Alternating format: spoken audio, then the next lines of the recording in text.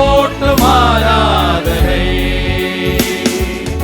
ஆராதனை, ஆராதனை ஆண்டவர்க்கே, ஆராதனை, ஆராதனை, ஆராதனை இயேசுவுக்கே, ஆராதனை, அதிகாலை ஆராதனை ஆண்டவர்க்கே, ஆராதனை. நல்லா பாடணும், நல்லா கைத்தட்டணும்.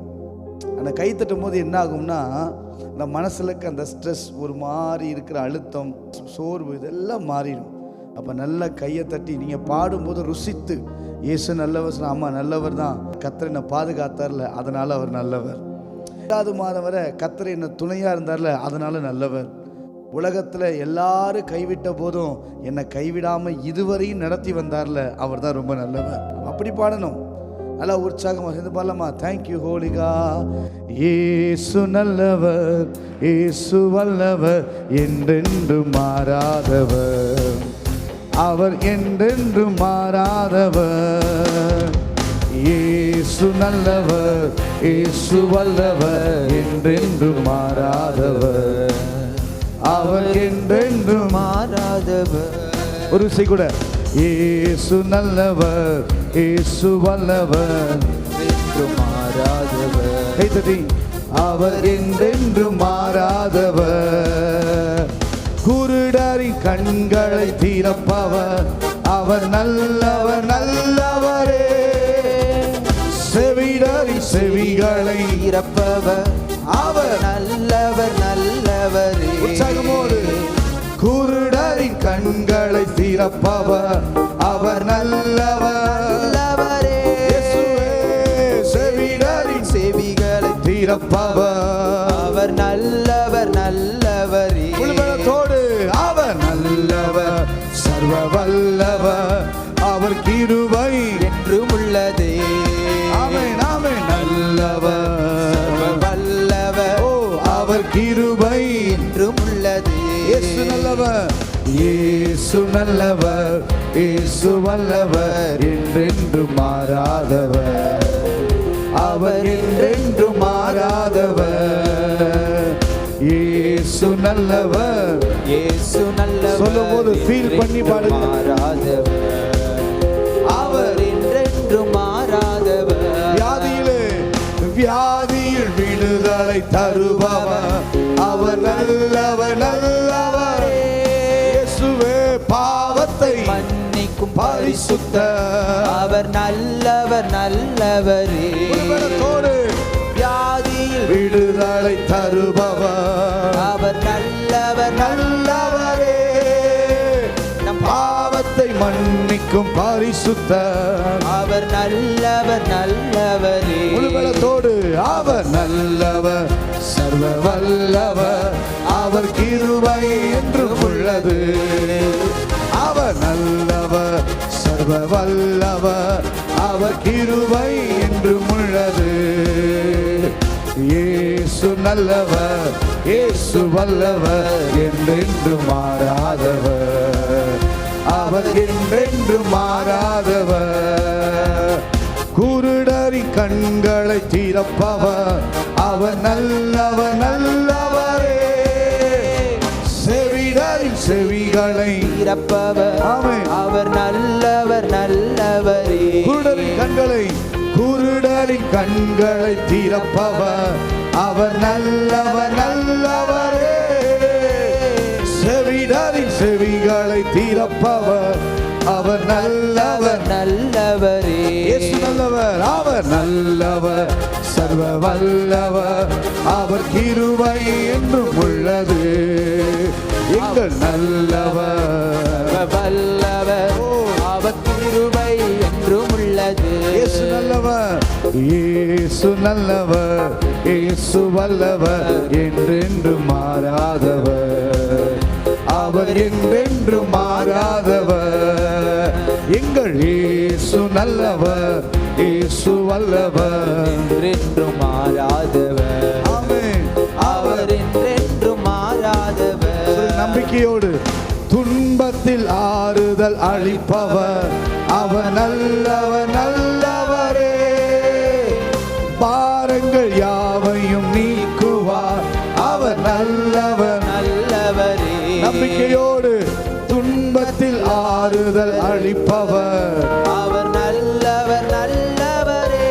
எங்கள் பாரங்கள் யாவையும் நீக்குவார் அவர் நல்லவர் நல்லவரே. முழுபலத்தோடு அவர் நல்லவர் சர்வ வல்லவர் அவர் கிருபை என்றும் உள்ளது.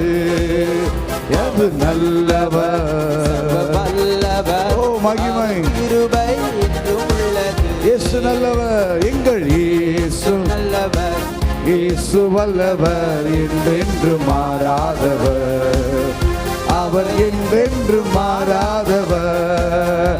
எங்கள் இயேசு நல்லவர் இயேசு வல்லவர் என்றென்று மாறாதவர். இயேசையா அவர் என்றென்று மாறாதவர். திராணிக்கு மேலாக சோதிக்கப்பட ஒரு நாளும் விடமாட்டார். திராணிக்கு மேலாக சோதிக்கப்பட ஒரு நாளும் விடமாட்டார். தாங்கிடும் பல தருவார் தப்பி செல்ல வழி செய்வார். இயேசு தாங்கிடும் பலன் தருவார். இயேசுவே வழி செய்வார். அவர் தப்பி செல்ல வழி செய்வார். இயேசு தப்பி செல்ல வழி செய்வார். கலங்கிடவே வேண்டாம் கலங்கிடவே வேண்டாம் கலங்கிடவே வேண்டாம் கலங்கிடவே வேண்டாம். நம் இயேசு கைவிட மாட்டார். நல்ல உயர்த்தி எங்கள் இயேசு கைவிட மாட்டார். கடந்ததை நினைத்து கலங்காதே நடந்ததை மறந்துவிடு. கடந்ததை நினைத்து கலங்காதே ஆமென். நடந்ததை மறந்துவிடு. இன்று கர்த்தர் புதியன செய்திடுவார். இன்றே நீ காண்பாய். நம்பிக்கையோடு கர்த்தர் புதியன செய்திடுவார். அதை இன்றே நீ காண்பார். அதை இன்றே நீ காண்பார். அதை இன்றே நீ காண்பாய். முழுபலத்தோடு கலங்கிடவே வேண்டாம் கலங்கிடவே வேண்டாம் கலங்கிடவே வேண்டாம் கலங்கிடவே வேண்டாம். நம் இயேசு கைவிட மாட்டார். இயேசுவே இயேசு கைவிட மாட்டார். உங்கள் துக்கம் சந்தோஷமாய் மாறும். உங்க கவலைகள் கண்ணி எல்லாம் மறைந்துவிடும். உங்கள் துக்கம் சந்தோஷமாய் பாடும்போதே எல்லா துக்கங்கள் மாறட்டும். கவலைகள் பாடும்போதே அற்புதங்கள் நடக்கட்டும். மறைந்துவிடும். சொல்லுங்க கலங்காதே கலங்காதே மகளே கலங்காதே மகளே. சூழ்நிலையை கண்டு கலங்காதே மகளே கலங்காதே மகளே. நம் இயேசு கைவிட மாட்டார். நம் இயேசு கைவிட மாட்டார். நம் இயேசு கைவிட மாட்டார். ஆமென். நம் இயேசு கைவிட மாட்டார்.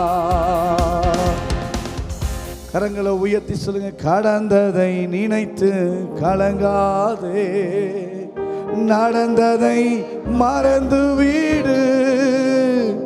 கடந்ததை நினைத்து கலங்காதே நடந்ததை மறந்துவிடு.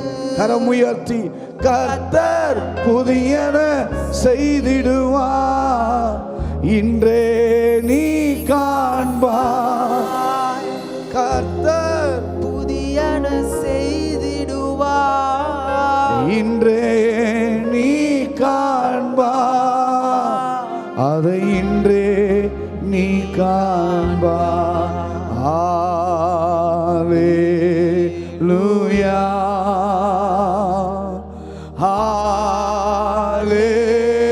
ஹalleluya. முழுபலத்தோடு இயேசு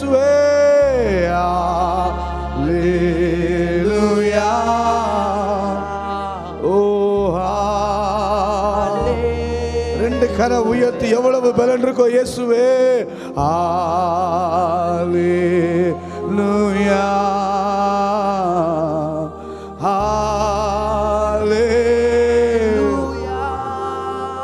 எபினேசர் நீர்தானையா இதுவரை உதவி நீரே. உள்ளத்தில் சொல்ல முடியுமா? 7 மாதம் எபினேசர் நீர்தானையா இதுவரை உதவி நீரே. எல்ரோயி என்னையும் கண்டீரே. எப்படி நான் நன்றி சொல்வேன். 7 மாதங்களும் எல்ரோயி என்னையும் கண்டீரே. எப்படி நான் நன்றி சொல்வேன். 2 கரை உயர்த்தி நன்றி அப்பா. நன்றி நன்றி ஐயா. கோடி கோடி நன்றி ஐயா. இசையா நன்றி நன்றி ஐயா. கோடி கோடி நன்றி ஐயா. அல்லேலூயா. அல்லேலூயா. இயேசுவே. ஆவியானவரே யாரெல்லாம் ஆராதிக்கிறாங்களோ உம்முடைய மகிமை பிரசன்ன பாதுகாக்கட்டும். அல்லேலூயா.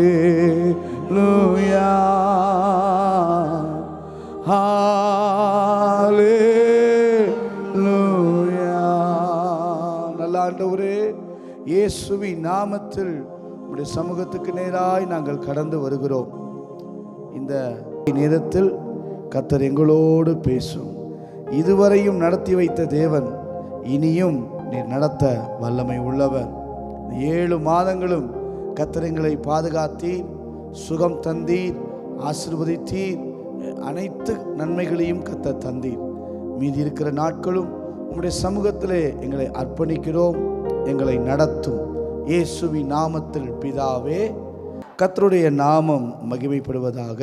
மத்தேயு 14ஆம் அதிகாரம் 18வது வசனத்தை நாம் வாசிக்க கேட்கலாம். மத்தேயு 14ஆம் அதிகாரம் 18வது வசனம். அவைகளை என்னிடத்தில் கொண்டு வாருங்கள் என்றார். அவைகளை என்னிடத்தில் கொண்டு வாருங்கள் என்றார். அவைகளை என்னிடத்தில் கொண்டு வா. அந்த அவைகளை எடுத்துட்டு சொல்லுங்க பார்ப்போம். என்னிடத்தில் கொண்டு வாருங்கள் என்றார். சொல்லுங்க பார்ப்போம். என்னிடத்தில் கொண்டு வாருங்கள்.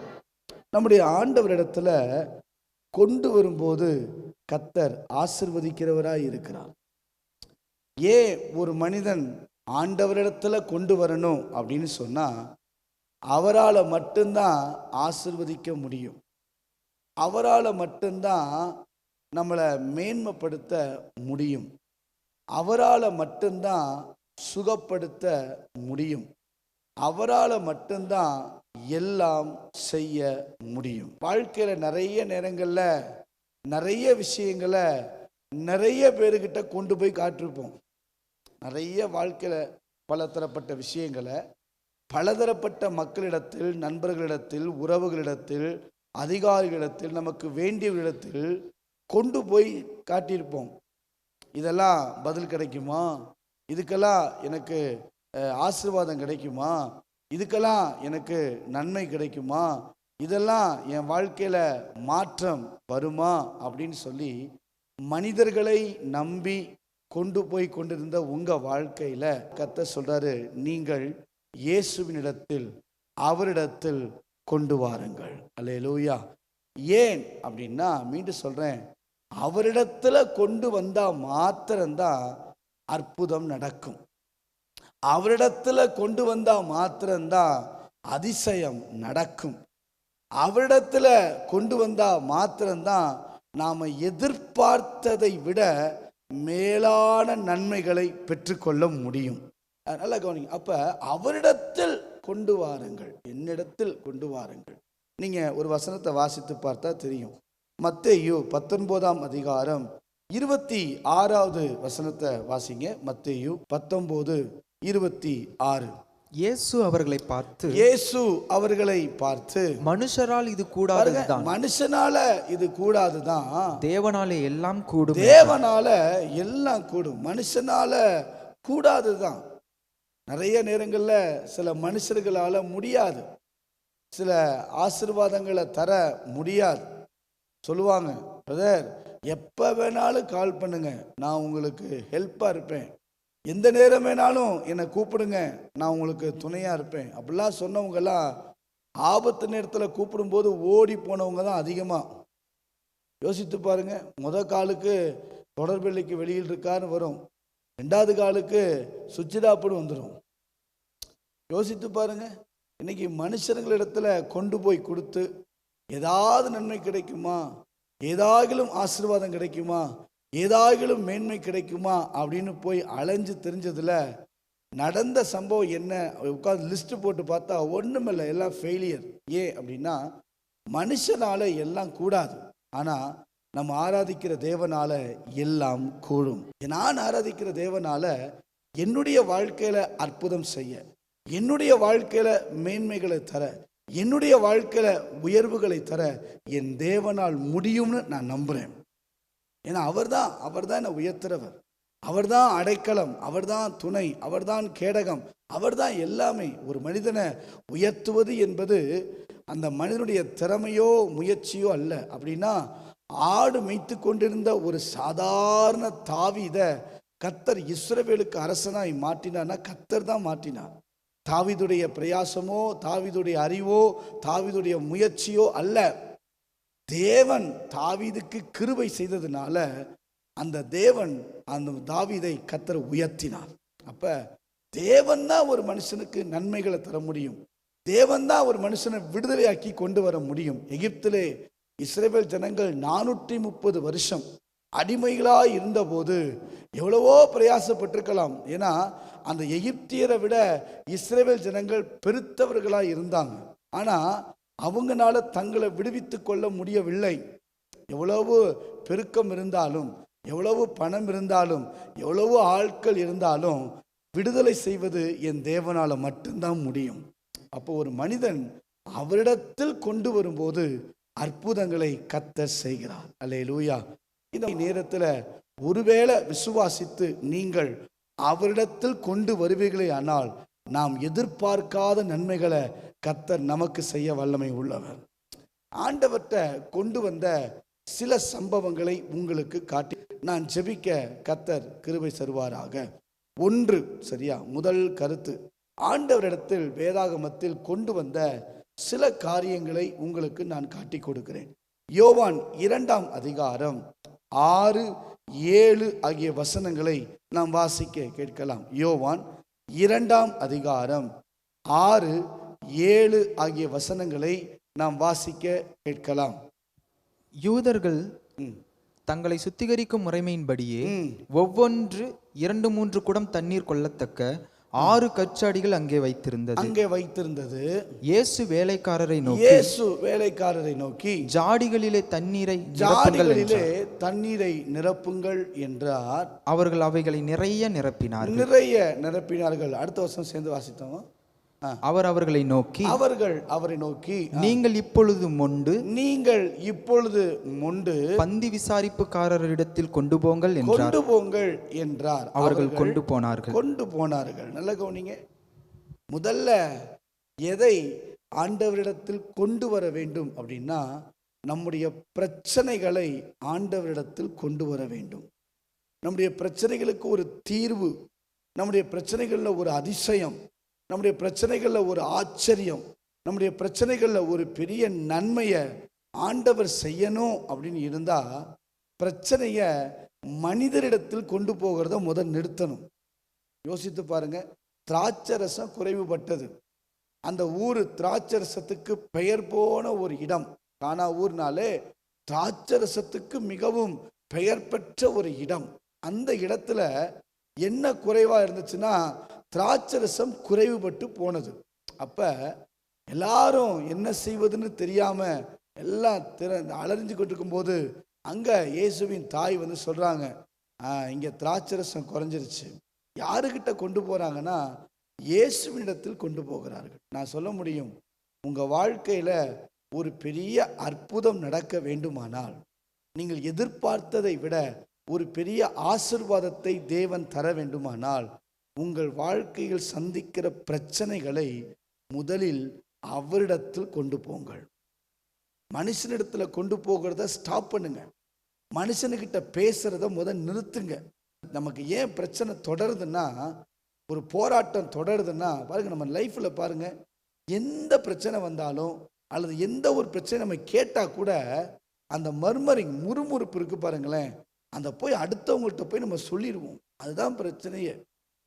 அடுத்தவங்கள்ட்ட போய் சொன்னாதான் நமக்கு திருப்தியே வரும். சிலருக்கெல்லாம் பார்த்துருக்கிறேன், அந்த கேள்விப்பட்ட விஷயத்த ஒரு 10 பேருக்கு சொன்னாதான் அன்னைக்கு அவங்களால தூங்கவே முடியுது. அது என்னமோ அவங்க நியாயாதிபதி மாதிரியும், அவங்க எல்லா விதத்திலையும் ஒழுக்கமானவர்கள் மாதிரியும், அவங்க எல்லாவற்றும் சிறந்தவர்கள் மாதிரியும், அவங்க மேல எந்த தவறுமே இல்லாதவர்கள் மாதிரியும், ஒரு பிரச்சனை வந்த உடனே அந்த பிரச்சனையை எடுத்துட்டு போய் எல்லாத்துலையும் போய் சொல்றது. மனுஷனுக்கிட்ட போய், தெரியுமா இந்த காரியம், தெரியுமா இந்த பிரச்சனை, தெரியுமா இந்த போராட்டம், தெரியுமா இது தேவனுக்கு பிடிக்காத ஒன்று. நான் சொல்றேன், ஒரு பிரச்சனையை நீங்க சந்தித்தீங்கன்னா அந்த பிரச்சனையை முதல்ல கேள்விப்பட்ட உடனே யாரிடத்தில் கொண்டு போகணும்னா இயேசுவினிடத்தில், தேவனிடத்தில் கொண்டு போய் நீங்க வைக்கணும். அவர் சமூகத்துல நீங்க கொண்டு போய் வச்சிட்டீங்கன்னு வச்சுக்கோங்களேன், அது எப்பேற்பட்ட பிரச்சனையா இருந்தாலும் ஆண்டவர் அதை தீர்த்து வைக்க வல்லமை உள்ளவர். நம்முடைய வழக்குகளை நீதியாய் விசாரிக்கிற தேவன் ஒருவர் தான். தெரியுமா உங்களுக்கு? என்ன மனுஷனா இருந்தாலும், எவ்வளவு ஞானமுள்ள மனுஷனா இருந்தாலும், எவ்வளவு அறிவு நிறைந்த மனுஷனா இருந்தாலும், எவ்வளவு நல்லவங்க நம்ம மனசுக்குள்ள பிரியமா இருந்தாலும், அந்த நீதி எல்லாம் ஒரு பக்கம் சார்பாய் தான் விளங்கும். ஆனா தேவனிடத்தில் ஒரு பிரச்சனையை ஒரு மனிதன் கொண்டு போவார் என்றால் அதில் நீதி மிக நேர்த்தியாய் விளங்கும்.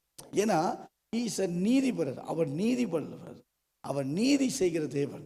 அந்த நீதி செய்யணும்னா அந்த பிரச்சனையை அவர்கிட்ட கொண்டு போகணும். பாருங்க, இந்த பிரச்சனையை கொண்டு போன உடனே என்ன நடந்துச்சு?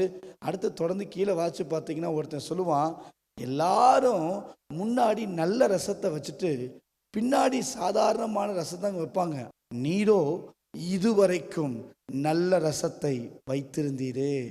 நான் சொல்றேன், ஏன் தெரியுமா அப்படி சொன்னான்? நான் நினைக்கிறேன், கடைசி பந்தியில கடைசி நபரா கடைசி அந்த டம்ளர்ல அந்த ரசத்தை குடிச்சிருக்கணும்னு நான் நினைக்கிறேன். யோசித்து பாரு, கடைசி பந்தியில கடைசியா உட்கார்ந்து எல்லாம் போனதுக்கப்புறம் கடைசியா அந்த ரசத்தை குடிக்கும் போது கூட அவன் சொன்ன வார்த்தையை தான் இருக்கும், நீரோ இதுவரைக்கும் நல்ல ரசத்தை வைத்திருந்தீரே. ஏன் தெரியுமா? அவனுக்கு தெரியாது அது மனுஷனிடத்திலிருந்து வந்ததல்ல, என் தேவனிடத்திலிருந்து வந்தது. ஒரு மனுஷன் என்னதான் திறமசாலியா இருந்தாலும் அதிலே குறைவுகள் உண்டு. ஒரு மனுஷன் என்னதான் திறமசாலியா இருந்தாலும் அதிலே பிரச்சனைகள் உண்டு.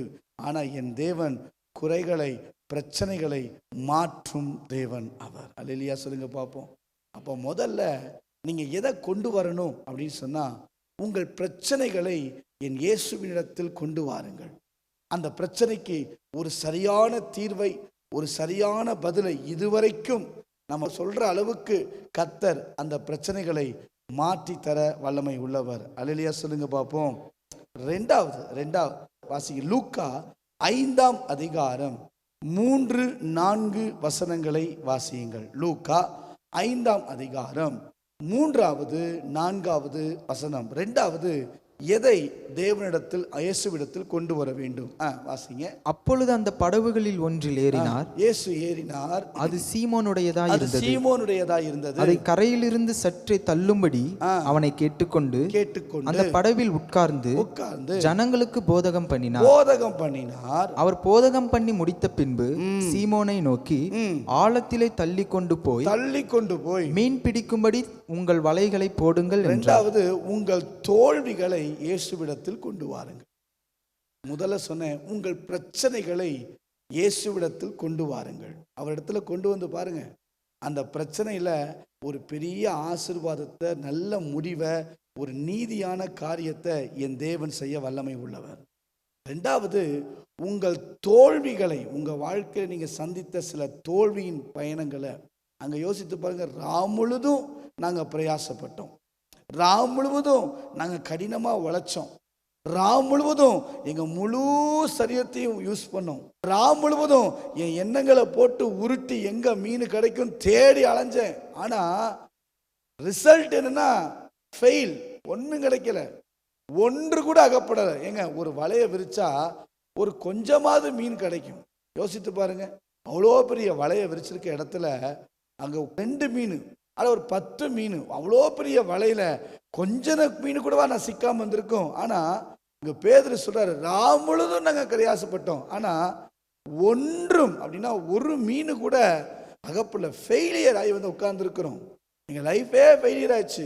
முழுதும் யோசிச்சேன் இந்த பிரச்சனையை மாற்ற, முழுதும் யோசித்தேன் தோல்வியை மாற்ற, இந்த கடன் எப்படி மாறும், நைட்டு பூரா யோசிக்கிறது, மண்டையை போட்டு உருட்டுறது, மண்டையில் வச்சு வச்சு வச்சு நம்மளே இதை தூக்கி அதில் போட்டு, அதை தூக்கி இதில் போட்டு, இதை தூக்கி அதை வச்சு நம்மளே முழுதும். ஆனால் நடந்தது ஃபெயில்.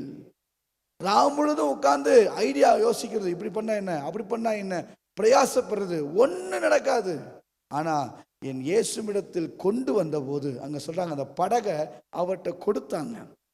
அவர் சொல்றாரு, இந்த படகு எனக்கு தெரியா சீமோன், எடுத்துக்கங்க ஆண்டவரே, என்ன இருக்கு படகுல, மீன் இல்லையே, தோல்வி தான், முழுதும் கஷ்டப்பட்டேன் தான், ஒன்றும் இல்லை தான், எம்டியாக இருக்குது, அதில் ஒன்றும் கிடையாது, என் வாழ்க்கை எம்டியாக இருக்குது, என்னுடைய பணத்தேவை எம்டியாக இருக்குது, என்னுடைய கடன் தான் அதிகமாக இருக்குது, ஒன்றுமே இல்லை, எம்டியாக இருக்கேன், கையில் ஒன்றும் இல்லை, பரவாயில்ல, எடுத்துக்குங்க ஆண்டவரே, என் தோல்வியை கூட உங்ககிட்ட கொடுக்குறேன். அந்த சீமோன் கொடுத்த உடனே அடுத்த வசனங்களை நீங்கள் வாசிச்சு பார்த்தீங்கன்னா, அவங்க வலையை போட்ட போது 2 படகுகள், வாசிக்கலாம், லூக்கா 5:7 வாசிங்க. அப்பொழுது மற்ற படவில் இருந்த கூட்டாளிகள் வந்து தங்களுக்கு உதவி செய்யும்படிக்கு செய்கை காட்டினார்கள். அவர்கள் வந்து 2 படகுகளும் அமிழத்தக்கதாக கர்த்தர் நிரப்பினார். அல்லேலூயா சொல்லுங்க பாப்போம். உங்க தோல்விகளை ஜெயமாய் மாற்ற வேண்டுமானால் இயேசுவினிடத்தில் கொண்டு வாருங்கள். எதை? உங்க தோல்வியை, உங்களுடைய தோல்வியை அதை இயேசுவிடத்தில் ஒத்துக்குங்க. ஆமாண்டவரே, இதில் நான் தோத்துட்டேன், நான் பரிசுத்தமாக வாழ நினச்சி நான் தோத்துட்டேன், நான் ஜெபிக்கணும்னு நினச்சி நான் தோத்துட்டேன், நான் இப்படிலாம் செஞ்சு வாழ்ந்து நினச்சி தோத்துட்டேன், என் சுய முயற்சினால் பிரயாசப்பட்டேன், தோத்துட்டேன், உங்கள் அனுமதி இல்லாமல், உங்கள் விருப்பம் இல்லாமல் இந்த காரியங்கள்லாம் செய்து என் வாழ்க்கையை நான் தோத்துட்டேன், என் தோல்வியை நான் உங்ககிட்ட கொடுக்குறேன் ஆண்டவரே, நீங்கள் பார்த்துக்குங்க அப்படின்னு சொல்லி பாருங்களேன். அந்த தோல்வி அவர்கிட்ட கொடுக்கும்போது ஒரு நாளும் நம்மை தோற்று போக வைக்கிற தேவன் அல்ல, நம்மை ஜெயிக்க வைக்கிற தேவன் நம்மோடு கூட இருக்கிறார். யோசித்து பாருங்க, நம்மளை ஒரு நாளும் நம்மளை தோற்று போகவே வைக்கல. ஏன்னா அவர் ஜெய கிறிஸ்து, அவர் வெற்றி சிறந்தவர், சிலுவையில் வெற்றி சிறந்தவர், நம்மையும் வெற்றி சிறக்கிறவர்களாக எப்பொழுதும் முற்றும் ஜெயத்தை தர கர்த்தர் விரும்புகிறார். அல்லேலூயா சொல்லுங்க பார்ப்போம். ரெண்டாவது, இயேசுவிடத்தில் நீங்கள் எதை கொண்டு வரணும்னா, உங்கள் தோல்விகளை, உங்கள் வாழ்க்கையில் சந்தித்த சில தோல்விகளை நீங்கள் கர்த்தர்கிட்ட கொண்டு வந்து நிறுத்தி பாருங்களேன். ஆண்டவர் அற்புதம் செய்வார். உங்கள் பிள்ளைங்க படிக்கலையா, நான் சொல்கிறேன், பிள்ளைங்களை போட்டு டார்ச்சர் பண்ணுறதை விட அந்த பிள்ளைகளை, அந்த தோல்வியை உங்கள் தேவ சமூகத்தில் கொண்டு வாங்க. திரும்ப நடக்கலை, இந்த இப்போ கடன் மாறலை, வியாதி மாறி, எதுவாக இருந்தாலும் சரி, எதில் தோல்வியை சந்தித்தோமோ அந்த தோல்வியை இயேசுவிடத்தில் கொண்டு வரும்போது தேவன் தோல்வியை மாற்றி நம்மை நிரப்ப வல்லமை உள்ளவராக இருக்கிறார். அல்லேலூயா. மூன்றாவது எதை கொண்டு வரணும் அப்படின்னு சொன்னால், மத்தேயு 9ஆம் அதிகாரம் 2ஆம் வசனத்தை வாசியுங்கள். மத்தேயு 9ஆம் அதிகாரம் 2வது வசனம். மூன்றாவது, இயேசுவிடத்தில் எதை கொண்டு வர வேண்டும் அப்படின்னா வாசிக்கலாம். அங்கே படுக்கையிலே கிடந்த ஒரு திமிர்வாதக்காரனை அவரிடத்தில் கொண்டு வந்தார்கள். இயேசு அவர்களுடைய விசுவாசத்தை கண்டு திமிர்வாதக்காரனை நோக்கி மகனே, திடன்கொள், உன் பாவங்கள் உனக்கு மன்னிக்கப்பட்டது என்றார். நல்லா யோசிச்சு பாருங்க. இங்க ஒரு மனுஷனை அங்க ஆண்டவர்கிட்ட கொண்டு வராங்க இயேசு கிட்ட. யாரு அப்படின்னா பலவீனங்கள். நான் சொல்றேன், உங்கள் பலவீனத்தை நீங்கள் இயேசுவிடத்தில் கொண்டு வாருங்க. முதல்ல நான் என்ன சொன்னேன், எதை கர்த்தர்கிட்ட கொண்டு வரணும் அப்படின்னா, உங்களுடைய பிரச்சனைகளை இயேசுவிடத்தில் கொண்டு பாருங்கள். ரெண்டாவது, உங்களுடைய தோல்விகளை இயேசுவிடத்தில் கொண்டு பாருங்க. மூன்றாவது, உங்கள் பலவீனங்களை, நீங்கள் எதுல பலவீனத்தோடு இருக்கீங்களோ யோசித்து பாருங்களேன். திமிர்வாதக்காரன் அப்படின்னா அவனால் எழும்பி நிற்கவே முடியாது, அவனால் எழும்பி நடக்க முடியாது, வாய்ப்பே கிடையாது. சில டாக்டர்கள் சொல்லலாம், இனி வாய்ப்பு கிடையாது பிரதர், இனி இதெல்லாம் நடக்கிறதுக்கு வாய்ப்பு இல்லை, அவ்வளோதான், எல்லாம் முடிஞ்சு போச்சு. அப்படிதான் படுக்கையில் அவன் கூட எந்திரிக்க முடியல, கூரையை பிரித்து தான் உள்ளே இறக்குறாங்க, அவன் ஃப்ரெண்ட்ஸ் எல்லாம் இறக்குறாங்க, 4 பேர் இறக்குறாங்க. யோசித்து பாருங்க, அவனை அந்த அளவுக்கு அவன் எழும்பி இயேசுக்கிட்ட கூட வரக்கூட அவனால் முடியலை, எழும்பி நடந்து வந்து ஆண்டவரே அப்படி சொல்லக்கூட முடியல. திமிர்வாதக்காரன். இன்னொன்று யோசிச்சு பாருங்க, ஆச்சரியமா இருக்க, அவன் எதுவுமே கேட்கல. அங்க பாருங்க, அவரிடத்தில் கொண்டு வந்தார்கள், அவன் எதுவுமே கேட்கல. திமிர்வாதக்காரன் வாயை திறந்து ஆண்டவரே எனக்கு உதவி செய்யுங்க ஆண்டவரே அப்படி கூட கேட்க முடியல. ஆனா இயேசு எவர்களுடைய அந்த திமிர்வாதக்காரனை கொண்டு வந்தாங்க பாருங்களேன், அவர்களுடைய விசுவாசத்தை பார்த்து கர்த்தர் திமிர்வாதக்காரனை கர்த்தர் சுகப்படுத்துகிறார். அப்ப இன்னொருத்தர் கொண்டு வந்ததை பார்த்தே சுகப்படுத்த முடியும்னா அவரை நம்பி வந்திருக்கீங்களே, உங்கள் பலவீனத்தை என் இயேசுவிடத்தில் கொண்டு வாருங்கள்.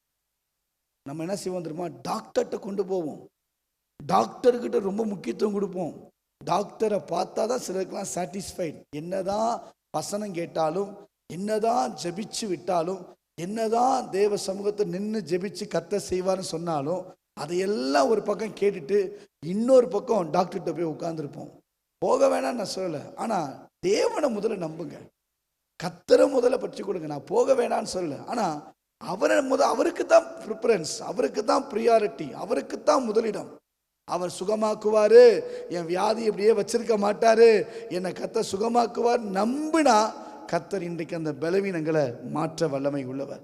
நீங்கள் மத்தேயு 14ஆம் அதிகாரம் 35ஆம் வசனத்தை வாசித்து பாருங்க.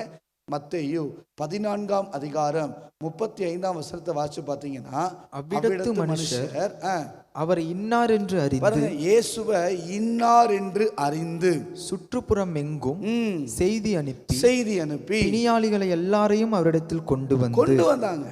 இயேசப்பா பத்தி தெரியும், அவர்தான் வியாதியை மாற்றுகிறவர், அவர்தான் சுகத்தை கொடுக்கிறவர், அவர்தான் விடுதலை தருகிறவர். அறிஞ்சதுனால அங்க பாருங்க, செய்தி அனுப்பி பிணியாள்களை எல்லாரையும் அவரிடத்தில் கொண்டு வருகிறார்கள். அவரிடத்துல கொண்டு வராங்க. தெளிவா நான் சொல்ல முடியும், உங்கள் பலவீனங்களை என் இயேசுவிடத்தில் கொண்டு வாருங்கள். எந்த பலவீனத்தோடு நீங்க வந்திருந்தாலும் சரி, எவ்வளவு ஒரு வேதனை டாக்டர் என்ன சொல்லியிருந்தாலும் சரி, என்ன வேதனையோடு நீங்க வந்திருந்தாலும் சரி, நீங்க சொல்லுங்க, இன்னைக்கு கர்த்தர் சுகமாக்க வல்லமை உள்ளவர். என் வியாதி என்னவா இருந்தாலும் சரி, அவர்தான் சுகமாக்குகிறவர். அல்லேலூயா சொல்லுங்க பார்ப்போம்.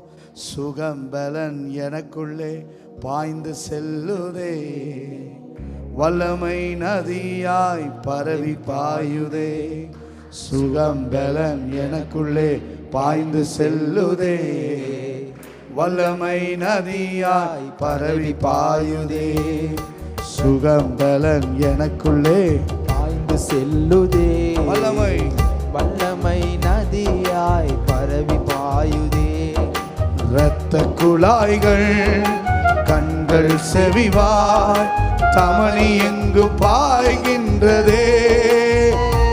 ஆமென். இரத்த குழாய்கள் கண்கள் செவிவாய் தமனி எங்கு பாய்கின்றதே.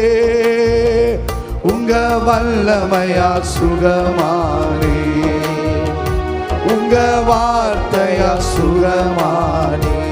தழும்புகளா, உங்க தழும்புகளா சுகமானே. உங்க தயவினால் சுகமானே. சுகம்பலன், சுகம்பலன் எனக்குள்ளே பாய்ந்து செல்லுதே, வல்லமை நதியாய் பரவி பாயுதே. சுகம்பலன் எனக்குள்ளே நம்பிக்கையோடு பாருங்க. ஆமென். வல்லமை நதியாய் பரவி வல்லமையா, உங்க வல்லமையால் சுகமானே, உங்க வார்த்தையால் சுகமானே, உங்க தழும்புகளால் சுகமானே, உங்க தயவினால் ஒரு விஷயம் கூட, உங்க வல்லமையால், உங்க வல்லமையால் சுகமானே. ஏசையா உங்க வார்த்தையா சுகமானே. நல்லா உயர்த்தி, உங்க உங்க தழும்புகளால் சுகமானே. ஓ சுகமளிக்கு வல்லமை பாயட்டும். உங்க தயவினால் சுகமானே. முடிஞ்ச அளவு கை உயர்த்தி ஏசையா ஏசையா இரட்சகரே சுகம் தரும் என் தெய்வமே. நல்லா உயர்த்தி சத்த உயர்த்தி ஏசையா என் இரட்சகரே சுகம் தரும் என் தெய்வமே. உங்க வல்லமையால் சுகமானே. ஆடும்போதே ஒரு ஆசீர்வாதம். உங்க வார்த்தையால் சுகமானே. ஏசையா உங்க தழும்புகளால் சுகமானே. உங்க தயவினால் சுகமானே.